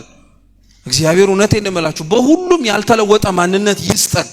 በጣም እንደኛ አይነት እንዴት እንደው ጌታችን ኢየሱስ ክርስቶስ ያስተማረባት እስስት የምትባል እንስሳለች ታውቃላችሁ? በገባችበት የምትመስል ማለት ነው። ክርስቲያን እኮ እንዲህ አይደለም። እንዲህ መሆን አልተጠበቀብን። እግዚአብሔር የማይሆን ዓለም ላይ እየተገደልንም እንድንበዛ እንድንኖር እኮ የሚያደርገን መስለናቸው አጥፊዎቻችንን እንድንኖር አይደለም። እኛ እውነቴን ነው የምላችሁ ክርስቲያኖች በምን እንለይ? የሚያጠፉን ሰዎች እንደሚገሉን እኛም እንግደላቸው እንላለን። የሚያጠፉን ሰዎች ክፉ እንደሆኑብን እኛም ክፉ እንሆናለን። በምን እንለይ ክርስቲያን መሆናችንን? እንዲህ ነጠላውና አንገታችን ላይ ያለው ማህተብ ካልሆነ በቀር በቃ እኛ ማንነታችን ያለ ምልክት አይታወቅም። እንዲህ ክርስትናው እኮ እንደዚህ አልነበረም። አያችሁት? በቃ ሳናውቀው ውስጣችን ገብቶ ሰርስሮን ማንነታችን እስኪመስል ድረስ የተለወጠ ነገር አለን። ጭካኔ ተላምደናል በደንብ አድርገን። ክፋትን በደንብ አድርገን ተላምደናል። እኛ ስም ቀየርንለት። ጭካኔውን ጀግንነት አልነው እኛ። ምን ማለት ነው? ቴራ አናቱን ማለት ነው እንጂ ይሄ አልተባልም። ክርስቶስ ለተያዘባት ምሽት ሰይፉን ከሰገባው ያወጣውን ቅዱስ ጴጥሮስን ሰይፍን ወደ ምን መልስ ነው ያለው? ወደ ሰገባ መልስ ነው ያለው። በቀል የማን ስለሆነ ነው? እስኪ በቀል በሉ። እችንማ ትሏታላችሁ። እስኪ በቀል በሉ። የማን ነው? ምን ማለት መሰላችሁ? በቀል እግዚአብሔር ነው ማለት አንተን ሲያጠፋ እሱን በመቅሰፍት ሁሉንም ያጭዳቸዋል ማለት ይመስልሃል? በቀል እግዚአብሔር ነው እኮ ማለት ምን ማለት መሰለ? አንተን ሳያውቁ ስላመንከው እምነት ብለው የገደሉህን ሰዎች ስለገደሉት እምነት መስክረው መሞት እንዲችሉ እነሱን ራሱ ይለውጣቸዋል እግዚአብሔር። ስንቶችን በዘመነ ሰማዕታት ያሰቃዩአቸው ነገስታት ያሰቃዩትን እምነት ተቀብለው እነሱ ራሱ ተሰቃይተው ሞተዋል። እንዲህ አይነቱን በቀል እግዚአብሔር አምላክ በገዳዮቻችን ላይ ይዘዝባቸው። አዎ ይሄንን ነው እኛ የምንመኘው። የገደሉትን እምነት ይዘውት እነሱ ራሳቸው ሲሞቱለት ማየት ደስ አይልም? ይሄ ነው ደስ የሚለው። ቅድስት አርሴማን ያጠፋት ሰማዕትነትን እንድትቀበል ያደርጋት ድርጣድስ እኮ አምኗል መጨረሻ ላይ። ክርስቶስን የሰቀለው ጲላጦስ ሰማዕት ሆኗል። አየህ ክርስቶስን በቀል። እንደኛ አይነቱ በቀል እኮ አይደለም። እንደኛ አይነቱ በቀል አይደለም። እኛ ግን ግራ ተጋባ ነው። ተመሳሳይ ነው። ለምን ክርስቶስ ጭንጫ መሬት ላይ ዘር ይዘራል? ሰማዕታትን መከራ በበዛበት ቦታ ላይ በሚከስሙ በሚጠፉ ሰዎች መካከል ያመጣቸዋል። ስሙ በደንብ። አብዛኞቻችን የኛን አኗኗር ስታዩት እንኳን ሰይፍና ስለት መጥቶብን ቀርቶ ጥቂት የምትባለው እንኳን መከራ አለ የለም እንድንል ነው እግዚአብሔርን የሚያረገንኛል። እንደዚህ አይነት መከራ ተዘርተዋል። እነሱማ መልካም ክርስቲያኖች ናቸው ተብለን ወተን ገና ብቅ ብለን ለመታየት ስንጀምር ሲያደርቀን እግዚአብሔር በእንደነዚህ አይነት ሰዎች መካከል በእኛ የሚዘራቸው ዘሮች አሉ። እንደ አርሲ አይነቶቹ ምእመናን እኛ መከራ መጣብን ብለን አለ የለም ስንል በእኛ መካከል ስለ እምነታቸው የሚሞቱ ሰዎችን አሳየን። አየ መከራ የሚያሳቅቅ ነገር አይደለም እያለን እኮ ነው። አንተ ያየሃት እቺ ጥቂቷ ነገ ለሚመጣው የበለጠ ነገር እንድትለማመድ እያደረግኩህ ነው እያለ እኮ ነው እግዚአብሔር። ግን ማናችንም መከራ መታገስ አንችልም፣ አንፈልግምም ጭምር። እግዚአብሔር ይህን ድክመታችንን እያወቀ እኮ ነው በጥቂቱ የሚፈትነን። ታውቃላችሁ እኛና እዛ የሞቱትና በሰማዕትነት ያረፉትን ወንድም እህቶቻችንን የሚለየን ምን እንደሆነ ታውቃላችሁ? ቦታ ብቻ እኮ አይደለም እምነትም ጭምር ነው። እኛ እግዚአብሔርን እንደነሱ እናምነው ይሆን? የመጨረሻው ሰዓት ላይ እኔማ ሞትለታለሁ ያልከው እዚህ ተቀምጠህ ያ መከራ እዚህ ቢመጣ ትሞትለት ይሆን? እንሞትለት ይሆን? ደርቡሾች መተው ሀገር ባጠፉበት ዘመን ነው ይባላል። አንድ ሰውዬ መጥቶ ጠዋት ላይ ማለዳ ሲነሳ ቤተ ጉባኤውና ተማሪው ያለው በሙሉ ከነመምሩ ደም በደም ሆኖ ርሶ ሞቷል። አዳራሹ በሙሉ በደቀ መዛሙርቱና በመምህራኑ ደም ተጥለቅልቋል። ሰማዕታት ሆነው ደርቡሾች ገድለዋቸው ሄደዋል። ሃይማኖታችንን አንለውጥም ብለው። እየሰማችሁ ነው? ይሄ ሰውዬ ይሄንን ሲያይ እንዴ እኔስ ማን አነሻለና አብሯቸው ተከትሎ ሄደ። ማንም ፍለጋ ደርቡሽ እንዲገሉት ሄደ። አብሮ አገኛቸው ከሩቅ።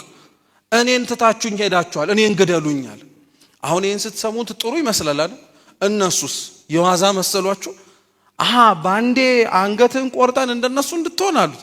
አዎ ሰማዕት መሆን ፈልጋል ሲል እና መሆን የምትፈልግ ከሆነ እናሳያ። በየጥቂቱ እያስገቡ አንዴ ጣቱን፣ አንዴ ጥፍሩን፣ አንዴ እግሩን፣ አንዴ ቆዳውን እየላጡ ሲያስቀምጡት ይብቃኝ ብሎ ካደ። እየሰማህ ነው? ከሩቅ ሆነ እኔ ቢመጣማ ሞትላታለሁ ያልከው ምን ያክል ብትተማመን ነው? መጽሐፍ እኮ የሚለን የሚመካ ቢኖር በማን ይመካ ነው? በራስህ ባለህ አትመካ። ባለህ አቋም በእውነት የቆምን የመሰልን በጣም ብዙ ሰዎች እየተንሸራተትን እየታየን ያለን የመሰልን ሰዎች ዝቅ ያለን እየተመለከትን እንተው ክርስቲያኖች እግዚአብሔር ላይ ነው ትምከታችን በቀሉም የእግዚአብሔር ነው ስንልም ለምክንያትም በእነዚህ መከራ በበዛባቸው ሰዎች የሚመጡ ሰማዕታት አሉ ቅዱሳን ማስተማሪያ ለኛ አይዟችሁ በርቱ እኮ ነው መልእክቱ ገብቷችኋል እነሱን ስናይ እኛ እንጽናናለን እንዲያውም አናዝንም እንዲያውም እኛው ራሳችን እኮ በነገራችን ላይ ለሚገሉን ጠላቶቻችን እንደምንመች ታውቃላችሁ አናልቀስ አይባልም ያስለቅሳል ነፍስ ነው ሰው ነው እየሞተ ያለው በዛው ልክ ግን መደሰት አለብን እንጂ በረከታቸው ይድረሰን ማለት አለብን እንጂ ምክንያቱም እየሞቱ እኮ ያሉት ለእምነታቸው እኮ ሲሉ ነው የቅዱስ ጊዮርጊስን ያረፈበትን ዓመታዊ በዓል እያለቀሰን የምታከብር እኮ ቤተክርስቲያን የለችንም እኛ እልል እያለች ነው እንጂ የሞተው ጊዮርጊስ ለማን ስለሆነ ነው ለእግዚአብሔር ይህን ጠንቅቀን ክርስቲያኖች መረዳት መቻል አለብን ሶስተኛውንም መሬት ተመልከቱት በሾህ መሬት ላይ የሚዘራ ዘር እሾሃማ በሆነ ማንነት ባላቸው ሰዎችና መካከል የሚዘራ ዘርም አለ ጭምር በደንብ አድርጎ ክርስቲያኖች እኮ ናቸው ጥቅም አስሮ በገደላቸው የተሻለ ህይወትን እናገኛለን ብለው በወጡ ማንነታቸው ለእግዚአብሔር ባልተስማሙ ሰዎች ምክንያት እየሰማችሁ ነው የሚዘሩ ቅዱሳን አሉ ከነሱ እንድንማር ዛሬ ስንቱን ጥሎ ጠልፎ የጣለው ሀብት ንብረት ዝና ትተውት የመንኑ ቅዱሳን ያለችበት ቤተክርስቲያን እኮ ነው ያለነው አባ ገሪማ እና አባ ጽህማ እና አባ ረጋዊ ከነበሩባቸው የሞቀ ቤተ መንግስቶቻቸው ካልጋ ወራሽነታቸው እኮ ነው ተሰደው ሁሉንም የተዉት ሁሉም ይቅርብናል አስሮ የሚያስቀራቸው ከእግዚአብሔር የሚለያቸው ነገር አልፈለጉም ዛሬ በዙሪያችን የምናከማቸው የምንሰበስበው ግሳንግሱ በሙሉ እኮ ነው ጥለን እንዳንወጣ አስሮ ያስቀመጣል ሰይጣን ነው እያለ ሌላ ስም ሰጠነው እንጂ ስንቱን ቆርጠን መጣል ስለከበደን እኮ ነው ስንቱን እሾሃችንን ነቅለን ከራሳችን ማውጣት ስላቃተን ስም ሰጠነው ሰይጣን መቼም እየፈተነን አይደለም ከርሱ በፊት እኛው ራሳችን አለን አይደል እንዴ ፈቅደን የተከልናቸው ብዙ እሾሆች ራሳችንን ለመከላከል በገጠር እንደምታውቁት ይሄ የድሮ ቤቶችም ጭምር እንደምትመለከቱት ግንብ አጥር የለም አይደል አጥሩ ምንድነው እሾህ ነው አይደለም እሾሁ ጠላት እንዳይመጣ መከላከያ ነው አንዳንዶቻችን ብዙ እሾህ አለ ልባችን ላይ በእኛ ቤት ጠላት መከላከያ ነው ብለን ያስቀምጥነው እውነቴን እኮ ነው ውሸት ነው ወይስ እውነት ነው አው ራሳችንን ለመከላከል በሚል ሰበብ ያስቀምጥናቸው እሾሆች አሉ ጥንቁልን ነው ይሄ ምናምን ይሁን ለቃቅመን የምናመጣው በእኛ ቤት መከላከያ ነው እያለን የምናጠረው እሾህ አንድ ሁለተኛ የራሳችን የምናሳየው ክፋት ለክርስቲያኖች የምናሳየው ጭካኔ እርስ በርስ የሌለን መከባበራችን ፍቅር መታጣቱ ይሄ በሙሉ አንዳንዱ ሰው ራሱን ማጠሩ ይመስላል አንዳንድ ሰውማ ጭራሽ ይሄም አልፎ እኮ ቤቱንም ከፍ አድርጎ የሚያጥራል ሰው ውስጡን እንዳያየው ብሎ ማለት ነው አንተ ቤትን ከፍ አድርገህ አጥረው ሊሆን ይችላል ነገ ስትሞት እኮ ሬሳህን እናየዋለን እንኳን ቤትህን ተሸክመው ሲወጡ አልታይ ያልከው አንተ መቃብር ውስጥ ስትገባ ልንመለከት እንችላለን ጣሪያው እንዳይነካኝ ብለን እናገራለን ነገ ማን ያውቃል አፈሩ ጣሪያ ይሆንልህ የለ እንዴ ቀና ብለህ የምታየው ግድግዳ መሬት ይሆንልናል እኮ ሁላችን ብዙ እሾሆች አሉ ልባችን ላይ ለመከላከል ራሳችንን በሚል ሰበብ ያስቀመጥናቸው እውነቴን ነው የምላችሁ ክርስቲያኖች እኒህን መንቀል አለብን በፍጹም መንቀል አለብን እነዚህ አይስማሙም ለእግዚአብሔር አንቀው ያስቀሩን እነዚህ ናቸው እርስ በርስ ላለመዋደዳችን ላለመጠባበቃችን ላለመከባበራችን ለብዙ ነገሮቻችን ምክንያት አለን በቃ ለምንድነው እነዚህን እንዲህ ብለ የምትናገረው ለምንድነው እንደዚህ የምታረገው ሁሉም ምክንያት አለ እነዚህ እሾሆች ግን እያስቀሩን እንደሆነ አንቀው አላወቅናቸው እሾሆቻችንን እግዚአብሔር ይንቀልልን አራተኛው መልካሙ መሬት ነው እዚህ መልካም መሬት ማለት ደግሞ ቅድስናቸውን መኖር የሚችሉበት መልካም መሬት ላይ የተሰማሩ ሰዎች አሉ እስኪ እነማ በሉ በእናታችሁ በሉ እነማ ይመስሏችኋል እኛ አሁን አንተ ላይ መከራ አልመጣብህም ማለት መልካም መሬት ላይ ነው ያለው ወገን ሳለህ ጊዜ ቅድስናህን ያዝ መከራ ችግር የምንፈራው ሰቆቃ መጣብኝ ሳትል እዚሁ ላይ መጀመሪያ ተስተካክለን እንገኙላችን በመልካም መሬት ላይ ማፍራት የቻለ ጥሩ ዘር ምንም አይሆንም በመጨረሻ ደግሞ ምን ማለት መሰላችሁ እግዚአብሔር በአራቱም የዘራቸው ቅዱሳን በአራቱም በኩል ያሉት በተለያየ መሬትና ሁኔታ ውስጥ ያሉት ዘሮች ዘርነታቸውን አለወጡ ክርስቲያን በሁሉም ቦታ ክርስቲያን መሆን አለበት በቃ ቤተ መቅደስ ውስጥ ብቻ አይደለም ክርስቲያን የምንሆነው። ለሚያውቀን ክርስቲያን መሆናችንን ብቻ አይደለም ክርስቲያን የምንሆነው። ማንነታችንን ለሚረዳው ሰው ብቻ አይደለም ክርስቲያን የምንሆነው፣ ለሁሉም ነው። ለሚያውቀንም ለማያውቀንም፣ ቤተ ክርስቲያንን ከሩቅ ሆኖ ለሚሰድባትም ለማይናገራትም፣ በሁሉም ቦታ ክርስቲያን መሆን አለብን።